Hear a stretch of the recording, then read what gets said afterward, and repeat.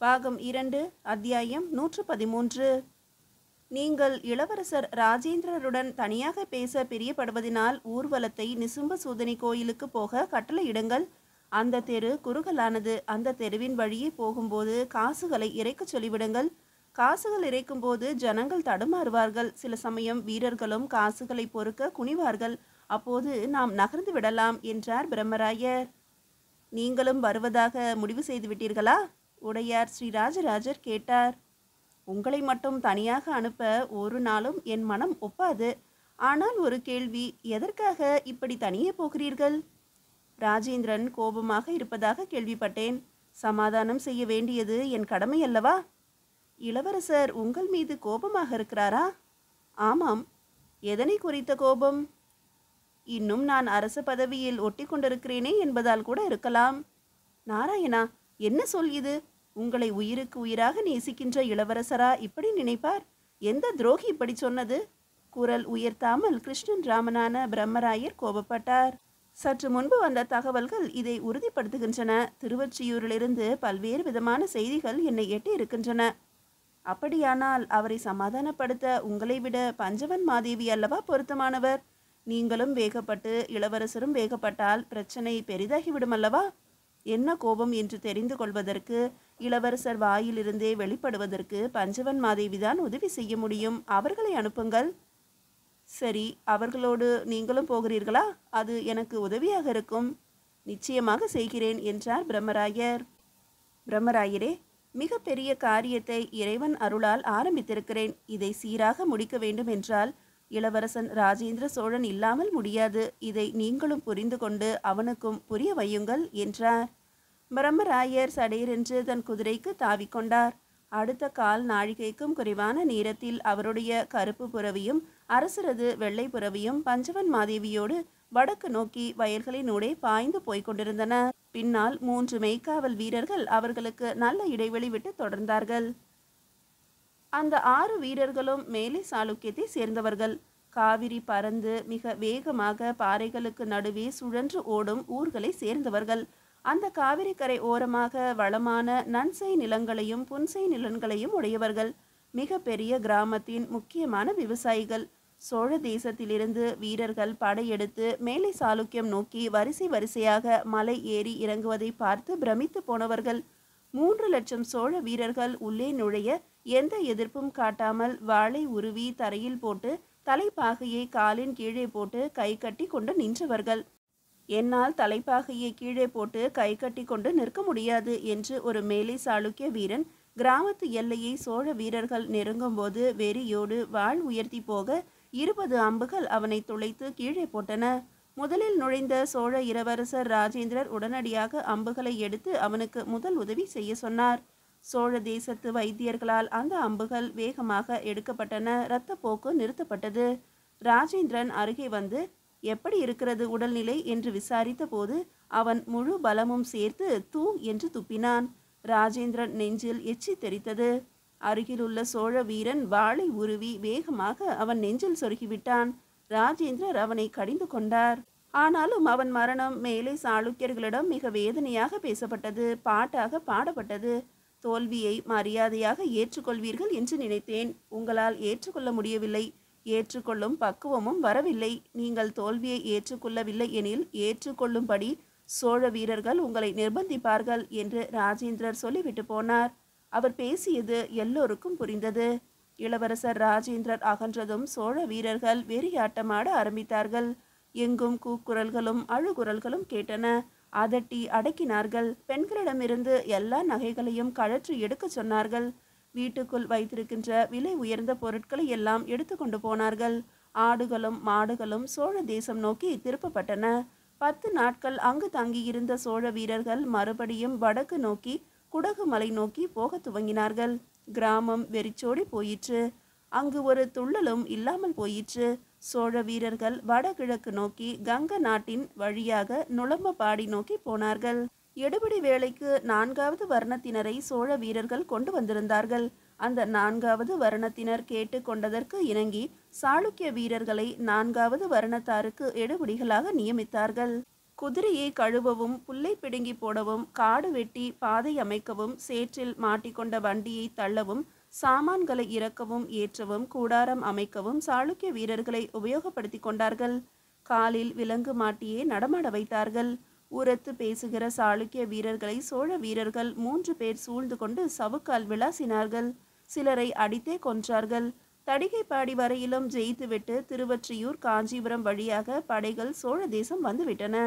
திருவொற்றியூரில் ராஜேந்திரர் உட்கார்ந்து விட்டார். ஏன் என்று விசாரித்த போது அப்பாவுக்கும் பிள்ளைக்கும் அவ்வளவாக ஆகாது என்று தெரிய வந்தது. திருவொற்றியூரில் நகரத்தில் கடற்கரை ஓரம் மிக பெரிய திறந்த வெளிச்சாலை அமைத்து அதில் ஆடு மாடுகளை அடைப்பது போல சாளுக்கிய வீரர்களை வைத்திருந்தார்கள். அதே நேரம் கதவை பூட்டாமல் விட்டு விடுவார்கள். தப்பித்து போகிறவர்கள் போகட்டும் என்பார்கள். நீ தப்பித்து போக வேண்டியதுதானே என்று போகாதவர்களை உலுக்கி கேட்பார்கள். தப்பித்து எங்கே போவது என்று சாளுக்கிய வீரன் சோழ வீரனை பார்த்து கேட்டான். ஏன், உன்னுடைய கிராமத்திற்கே போகலாமே என்று சோழ வீரன் பதில் சொல்ல, அங்கு என் மனைவியையும் மகளையும் சந்திக்க வேண்டியிருக்கும். என் மகளையும் மனைவியையும் என்னால் காப்பாற்ற முடியவில்லை. படி ஏறியதும் முதலில் அதைத்தான் சொல்வார்கள். நீ ஒரு ஆண் பிள்ளையா, நீ ஒரு வீரன் தானா என்று கேட்பார்கள். 3 லட்சம் வீரர்கள் கிராமத்துக்குள் நுழைந்து சூறையாடுகிற போது அந்த ஆண் பிள்ளை என்ன செய்துவிட முடியும்? சாளுக்கிய வீரன் கேட்டு தலை குனிந்து கொண்டான். அப்படியென்றால் எங்களோடு சோழ தேசம் வந்து விடுகிறாயா என்று கேட்க சாளுக்கிய வீரன் சரி என்று தலையசைத்தான். பிறகு திறந்த வெளிச்சாலையின் கதவுகள் பூட்டப்படவே இல்லை. அதற்கு பிறகுதான் ராஜேந்திரர் வந்து, ஒருவேளை நீங்கள் என்றேனும் ஊருக்கு போக விரும்பினால் சிறிது பணமும் தானியங்களும் தரப்படும் என்றும் அறிவித்தார். அப்போது சிலர் மேலே சாளுக்கியம் நோக்கி நகர்ந்து போனார்கள். போகாதவர்களுக்கு ஒரு முக்கியமான பணி இருக்கிறது என்று ராஜேந்திரர் சொல்ல, என்ன என்று எல்லோரும் கேட்டார்கள். கோயில் பற்றி விவரிக்க பல பேர் சோழ தேசத்தை பார்க்கவும் கோயிலை பார்க்கவும் ஆசைப்பட்டார்கள். வழியில் உள்ள சிவத்தலங்களை எல்லாம் தரிசித்து கொண்டே போகலாம் அல்லவா என்று ஒரு வீரன் கேட்க, அதைவிட அற்புதமான வேலை வேறு என்ன இருக்கிறது? நீங்கள் கைதிகள் அல்ல. எல்லோர் கால்களிலும் இருக்கும் விலங்குகளையும் எடுத்து விடுங்கள். நீங்கள் மூர்க்கமாக பேசினால் ஒழிய உங்களை சோழ வீரர்கள் எந்த தொந்தரவும் செய்ய மாட்டார்கள். நீங்கள் 10,000 பேர் கொண்ட குழுவாக கோயிலுக்கு போகலாம். அப்படியே சோழ தேசம் நோக்கியும் பயணப்படலாம் என்று ராஜேந்திரர் தெரிவித்தார். சோழ தேசத்தின் செழிப்பு பிரமிப்பாக இருந்தது. சோழ தேசத்தின் நாகரிகம் வியக்கத்தக்கதாக இருந்தது. இன்னும் மிக பெரிய அதிசயம் அதிகாரச்சிகள்தாம். பெண்களுக்கு சோழ தேசம் கொடுத்திருக்கின்ற அதிகாரங்கள், அதை அவர்கள் நிர்வகிக்கும் முறை, அதையும் விட அதிசயம் தேவரடியார்கள். அவர்களுக்கு சோழ தேசம் கொடுக்கின்ற மதிப்பு, அவர்கள் ஆடுகின்ற ஆட்டம், பாடுகின்ற பாட்டு, பேசுகின்ற பேச்சு, சிரிக்கின்ற சிரிப்பு என்று எல்லாமுமே சாளுக்கிய தேசத்தவர்களுக்கு ஆச்சரியமாக இருந்தன. மேலை சாளுக்கியத்தில் பெண்கள் இத்தனை உற்சாகமாக சிரித்ததே இல்லை. ஒரு வகையில் சோழ தேசம் வந்தது நல்லதாக போயிற்று. நூற்றுக்கணக்கான விஷயங்களை தெரிந்து கொள்ள முடிந்தது. ஒரு பெரிய நாகரிகத்தோடு பழக்கம் ஏற்பட்டது. ஆனாலும் அவ்வப்போது ஊரின் ஞாபகம் வாட்டியது. அவர்கள் கிராமத்தின் செழுமை கண் முன்பு வந்து நின்றது. பெண்களும் பிள்ளைகளும் மன கண்ணில் தோன்றினார்கள். தேவரடியார்களுக்கு தனியாக குடியிருப்புகள் கட்டியிருப்பதும் இங்கே ஆச்சரியமாக இருந்தது. பிறகு அந்த வீரர்கள் பிரிக்கப்பட்டார்கள். அந்த 6 வீரர்களும் தேவரடியார்களின் இல்லங்களை கட்டுவதற்காக நியமிக்கப்பட்டார்கள். அவர்களை ஒரு சிற்பியிடம் ஒப்படைத்தார்கள். சிற்பி அவர்களோடு தேவரடியார்கள் இருக்கும் இடத்தை நோக்கி போனான். தொலைவே வடக்கே நகரத்தின் எதிர்ப்புறத்தில் எக்கால சத்தம் கேட்டது. முரசுகள் முழங்கின. சிற்பிகள் உற்று கவனித்துவிட்டு இளவரசர் வருகிறார் என்று கூறினார்கள். மறுபடியும் எக்காலம் முழங்கியது. அரசரும் வருகிறார் என்று சொன்னார்கள். சாளுக்கிய வீரர்கள் பரபரப்பானார்கள். ஏன் 2 பேரும் இந்த இடம் நோக்கி வருகிறார்கள் என்று அவர்களுக்குள்ளேயே கேட்டுக்கொண்டார்கள். அந்த எக்கால சத்தம் கேட்டு தேவரடியார் பெண்கள் வெளியே வந்தார்கள். அவர்களையே மேலை சாளுக்கிய வீரர்கள் வெளிகளை உயர்த்தி பார்த்தார்கள். அந்த பெண்கள் ஒருவரையொருவர் கட்டிக்கொள்வதும் கொஞ்சிக் கொள்வதும் கை கோர்த்து பேசிக்கொள்வதும் 100 ஆண்கள் சுற்றி பார்க்கிறார்கள் என்று தெரிந்தே கை கோர்த்து தட்டாமாலை சுற்றுவதுமாக செய்து கொண்டிருந்தார்கள். அடக்கம் வேண்டும், அடக்கம் வேண்டும் என்று ஒரு உபசேனாதிபதி கத்தி கொண்டிருந்தான். அவனை யாரும் லட்சியம் செய்யவே இல்லை. சிற்பிகளை வரவேற்று சிற்பிகளோடு சந்தோஷமாக தேவரடியார்கள் பேசி கொண்டிருந்தார்கள். வீடுகள் சரி செய்யப்பட வேண்டும், இன்னும் வீடுகள் கட்டும் பொழுது பல குறைகளை நீக்க செய்ய வேண்டும் என்று பேசினார்கள். சிற்பிகளும் தலையாட்டி கொண்டிருந்தார்கள். அரசர் வருகை பற்றியும் இளவரசர் வருகை பற்றியும் அங்கு உள்ளவர்களுக்கு அந்த நேரம் மறந்தே போயிற்று. மீதியை அடுத்த அத்தியாயத்தில் காணலாம். அத்தியாயம் 114. பிரம்மராயரும் பஞ்சவன் மாதேவியும் குதிரையில் தஞ்சை மாநகரத்திலிருந்து வடக்கு நோக்கி போனபோது எதிரே ஒரு கருப்பு நிற குதிரையை தர்ப்பப்பை கயிறு சேனத்துடன் ஒரு ஆள் ஓட்டி வருவது தெரிந்தது. அவன் தலையில் சிகப்பு பட்டு துணி சுற்றியிருந்தான்.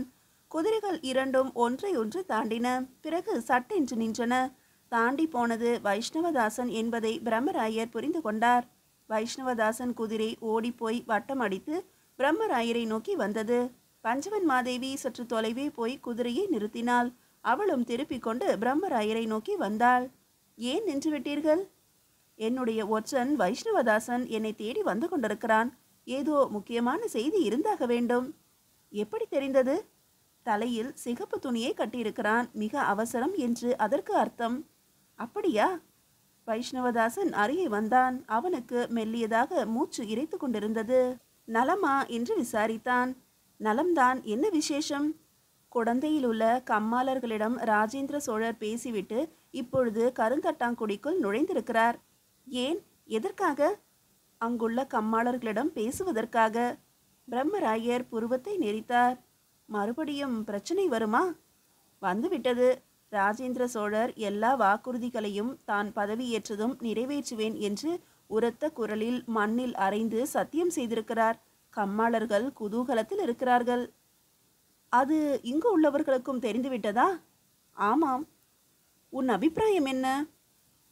பஞ்சவன் மாதேவி அவர்கள் கம்மாளர்களுக்கு நடுவே பேச வேண்டாம். நீங்களும் போக வேண்டாம்.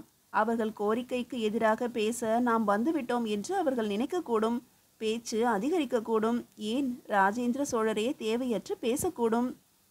புரிகிறது. அரசியே, எனக்கு ஒரு உதவி செய்யுங்கள். தயவு செய்து மறுபடி அரசரோடு போய் சேர்ந்து கொள்ளுங்கள். உங்களுக்கு தேவையான தகவலை நான் அனுப்புகிறேன். மீண்டும் கம்மாளர் அந்தனர் பிரச்சனை வருமா பிரம்மராயரே?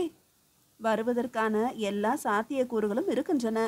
கம்மாளர்களுக்கு இந்த கோரிக்கைகளை நிறைவேற்றுவதாக இளவரசர் சத்தியம் செய்தது அந்தணர்களுக்கு தெரிந்தால் பிரச்சனை பெரிதாகத்தான் போகும். அவர்கள் வேண்டுமென்று கேட்பார்கள். அந்தணர்கள் கூடாது என்று சொல்வார்கள். சோழ தேசத்தில் உள்நாட்டு குழப்பம் ஏற்படும். நீங்கள் ஏன் கருந்தட்டாங்குடி போக வேண்டாம் என்று சொல்கிறீர்கள்? அது நல்லதல்ல. காரணம் பிற்பாடு சொல்கிறேன். இப்போது அரசரை நோக்கி போங்கள். நான் என்ன செய்ய? வைஷ்ணவதாசன் கேட்டான். இளவரசருடைய ஒவ்வொரு அணுகுமுறையையும் கவனித்து எனக்கு தகவல் சொல்லிக் கொண்டிரு. நீங்கள் என்ன செய்ய போகிறீர்கள் பிரம்மராயரே? பஞ்சவன் மாதேவி கவலையோடு கேட்டாள்.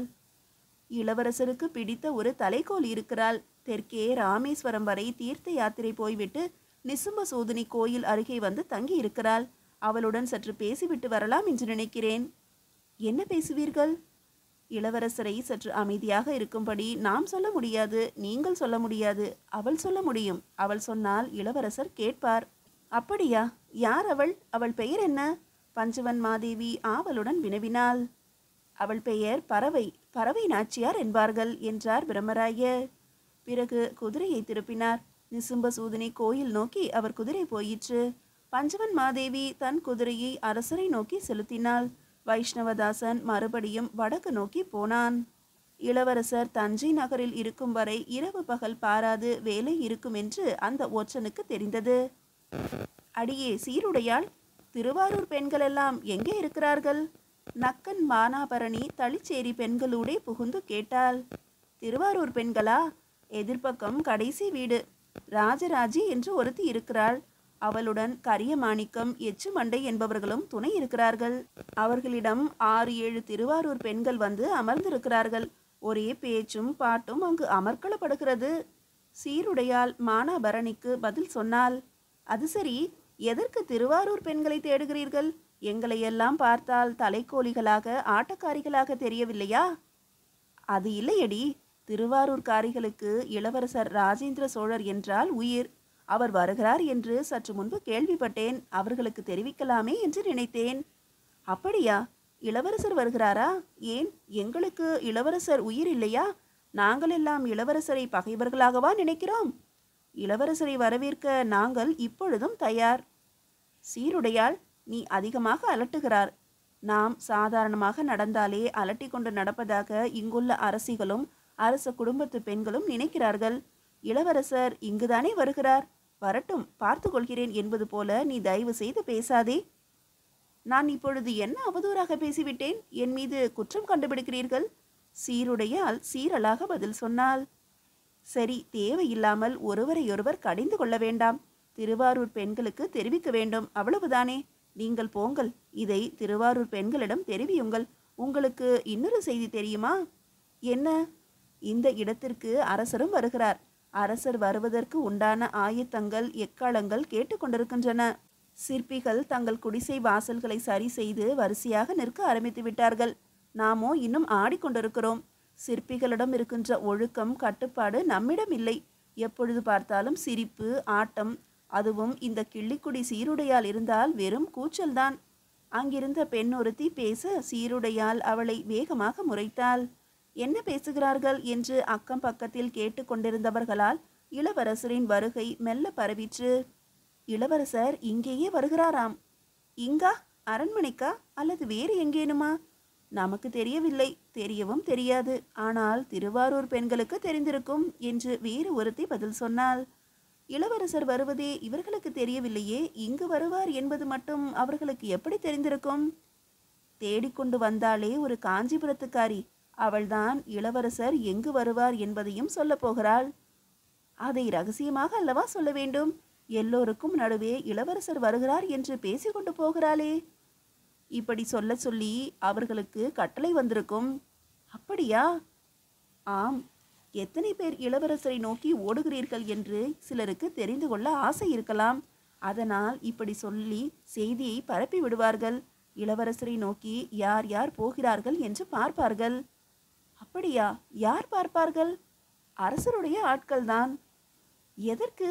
எதற்கு இந்த திரிசமன், இந்த சதி எதற்கு? இந்த திரிசமன் 2-3 வருடங்களாக நடக்கிறதே சோழ தேசத்தில், உனக்கு தெரியாதா? இளவரசருக்கும் மன்னருக்கும் நடுவே சிண்டு முடிக்க பல பேர் தவிக்கிறார்களே, உனக்கு புரியாதா? எனக்கு அத்தனை அரசியல் வாசனை இல்லையடி அம்மா, ஒரு பெண் மற்றவளிடம் சொல்ல அவர்கள் அவளை பார்த்து கேலியாக சிரித்தார்கள். அரசியல் வாசனை இல்லை என்று சொன்ன பெண் மெல்ல எழுந்து கொல்லைப்புறம் நோக்கி போனாள். அடுக்கி வைத்த செங்கற்களின் மீது கால் வைத்து சுவர் மீது ஏறி மறுபக்கம் குதித்தாள். ஒற்றையடி பாதையோரம் ஓடிப்போய் தொலைவில் நின்று கொண்டிருந்த ஒரு வீரனிடம், இளவரசரின் வருகை இங்கு வேகமாக பரப்பப்பட்டு வருகிறது. பல பேர் இளவரசரை பார்ப்பதற்கு தயாராகி கொண்டிருக்கிறார்கள். யார் யார் என்ன விஷயத்தை என்று நாளை நான் உமக்கு சொல்கிறேன் என்று சொன்னாள். அந்த வீரன் சரி என்று தலையசைத்தான். எனக்கு ஏதேனும் செய்தி உண்டா? அரசர் வருகிறார் உங்கள் இடத்திற்கு. அநேகமாக உன் வீட்டிற்குத்தான் வருவார். வீட்டை வழக்கம் போலவே வைத்திரு. தனி உபசரணை எதுவும் வேண்டாம். அரசரின் வருகை உனக்கு ஆச்சரியமூட்டுவதாகவே இருக்கட்டும். சரி, புரிகிறது என்று அவள் விடைபெற்று கொண்டு மறுபடியும் சுவர் பக்கம் வந்து எகிரி குதித்து உள்ளே நுழைந்தாள். கை கால்களை அலம்பிக் கொண்டு மறுபடியும் வாசல் திண்ணையில் வந்து உட்கார்ந்து கொண்டாள். அதற்குள் அங்கே இளவரசரின் வருகை பெரிதாக பேசப்பட்டு தேவரடியார்கள் கூட்டம் வேகமாக சிங்காரித்து கொண்டது. மாட்டு வண்டிகள் பூட்டப்பட்டன. திறந்த வண்டிகளில் ஏறி நின்று கொண்டார்கள். உயர்ந்த கொம்புகளை பிடித்து கொண்டார்கள். மாட்டு வண்டிகள் கிளம்பின. நிசும்ப சூதனி கோயில் நோக்கி வேகமாக விரட்டப்பட்டன. ஒவ்வொரு மாட்டு வண்டியிலும் 15-20 இளம் பெண்கள் கொத்து கொத்தாக புடவை பறக்க நின்று கொண்டு போவதை பார்த்து அடிமை வீரர்கள் வியப்பில் ஆழ்ந்தார்கள். இந்த தஞ்சைக்கு வராமல் இந்த விஷயங்களை எல்லாம் வேடிக்கை பார்க்காமல் சொந்த ஊருக்கு போனவர்கள் அத்தனை பேரும் மடையர்கள். அங்கு வெறும் அவமானப்பட்டு கொண்டு கூனி குறுகி உட்கார்ந்து கொண்டிருப்பார்கள். இங்கு நடக்கின்ற இந்த விசித்திரங்களை எல்லாம் நாம் என்றேனும் ஒரு நாள் ஊருக்கு போய் நிச்சயம் சொல்வோம் என்று பரபரப்பாக பார்க்க துவங்கினார்கள். தேவரடியார்களில் பாதி கும்பல் நிசும்ப சூதனி கோயில் நோக்கி போயிற்று. சிற்பிகளுக்கு இந்த தகவல்கள் சொல்லப்பட்டன. இளவரசர் வந்தால் எங்களுக்கு என்னையா? நாங்கள் மன்னரால் அழைத்து வரப்பட்டிருக்கிறோம். மன்னர் கொடுக்கும் உணவை உண்டு கொண்டிருக்கிறோம். மன்னருக்காக கோயில் எழுப்ப எந்த நேரமும் தயாராக இருக்கிறோம். வேறு எவர் பற்றியும் எது பற்றியும் எங்களுக்கு அக்கறை இல்லை. உடையார் ஸ்ரீ ராஜராஜ தேவரை தவிர வேறு எவர் கட்டளைக்கும் நாங்கள் அடிபணிய மாட்டோம். சிற்பிகளின் தலைவர் உரத்து பேசின போது ஒரு சேனாதிபதி அவர் தோளில் கை வைத்து, போதும், பேசியது போதும் என்று வேகமாக நிறுத்தினார். சிற்பிகளின் தலைவனும் மற்றவர்களும் அவரை உற்று பார்த்தார்கள். உடையாரை தவிர வேறு எவரையும் வணங்க மாட்டேன் என்று நீங்கள் எல்லாம் பேசக்கூடாது. எல்லோருக்கும் வணக்கம், எல்லோருக்கும் நாங்கள் உழைக்க தயாராக இருக்கிறோம் என்றுதான் நீங்கள் பேச வேண்டும். நீங்கள் இப்படி பேசுவது இளவரசருக்கு எதிராக பேசுவது போல உள்ளது. மன்னர் மீது உள்ள அன்பால் தவறாக பேசிவிட்டீர்கள். இனி ஒரு பொழுதும் இப்படி பேசாதீர்கள். எதற்காக நீங்கள் இப்படி எச்சரிக்கிறீர்கள்? இளவரசர் அரசராகி விடுவார் என்று சொல்லுகிறீர்களா? சிற்பிகளில் ஒருவன் கேட்க சேனாதிபதி பதிலளித்தார். ஆகலாம். இன்றோ அல்லது நாளையோ அல்லது 4 வருடம் கழித்தோ இளவரசர் அரசராகிவிடலாம். இளவரசர் ஆட்சிக்கு வந்துதானே ஆக வேண்டும். என்ன சொல்லுகிறீர்கள் சேனாதிபதி? இளவரசர் ஆட்சிக்கு வந்தால் சிற்பிகள் வேண்டாம் என்று தூக்கி போட்டு விடுவாரா? இது முட்டாள்தனமான பேச்சு. உங்களை போன்றவர்களுக்கு எதற்கு அரசியல்? யார் ஆட்சிக்கு வந்தாலும் அவர்களை அனுசரித்து போக வேண்டிய நிலையில்தான் நீங்கள் இருக்கிறீர்கள். எனவே மிருதுவாக பேசுவது நல்லது என்று சொல்லுகிறேன். சேனாதிபதி சொல்ல அங்கு மௌனம் நிலவியது. சேனாதிபதியே மறுபடியும் பேச துவங்கினார். உங்களுக்கு ஒன்று தெரியுமா? இளவரசர் கம்மாளர்கள் மீது மிகுந்த கரிசனத்தோடு இருக்கிறார். அவர்கள் இடையராது உழைத்து கொடுக்கின்ற ஆயுதங்களால் தான் வெற்றி பெற்றோம் என்று நினைக்கிறார். கம்மாளர்களுக்கு சலுகைகள் கொடுக்க தயாராக இருக்கிறார். என்ன சலுகை என்று தெரியுமா? கேள்விப்பட்டிருக்கிறேன். கம்மாளர்கள் பூணூல் அணிந்து கொள்ள வேண்டும் என்று கேட்டார்களாமே, எதற்கு? பெருந்தச்சர் குரலில் வியப்பு இருந்தது. ஏன் கேட்கக்கூடாது? எதற்கு என்று ஏன் நீங்களே கேட்கிறீர்கள்? இந்த சோழ தேசத்து அரசாங்கம் நடப்பதே கருமார்களின் உதவியால் தான் என்கிற போது, கம்மாளர் குலத்திற்கு என்கிற போது, கம்மாளர் குலத்திற்கு உண்டான மரியாதையை கொடு என்று கேட்பதில் என்ன தவறு? ஆனால் அந்தணர்கள் ஏற்க மாட்டார்களே. அந்தணர்கள் யார் இதை ஏற்பதற்கு? உடையார் ஸ்ரீ ராஜராஜ தேவர் என்ன சொல்லுகிறார்? அந்தணர்கள் என்ன சொல்லுகிறார்களோ அதைத்தான் உடையார் ஸ்ரீ ராஜராஜ தேவரும் சொல்வார். அந்தணர்கள் மறுக்க அவரும் மறுத்து விடுவார். இது தேவையில்லாத பிரச்சனை தானே. எல்லோருக்கும் முன்பு இந்த புறக்கணிப்பு நடந்ததா? பெருந்தச்சர் கவலையுடன் கேட்டார். எல்லோர் முன்பும் இந்த புறக்கணிப்பு நடந்தது. அதுவே நல்லதாகவும் போயிற்று. சேனாதிபதியிடம் கவலை இருந்தது. என்ன சொல்கிறீர்கள்? புரியவில்லையே. பெருந்தச்சர் கேட்க அங்கே ஒரு அமைதி நிலவியது. மீதியை அடுத்த அத்தியாயத்தில் காணலாம்.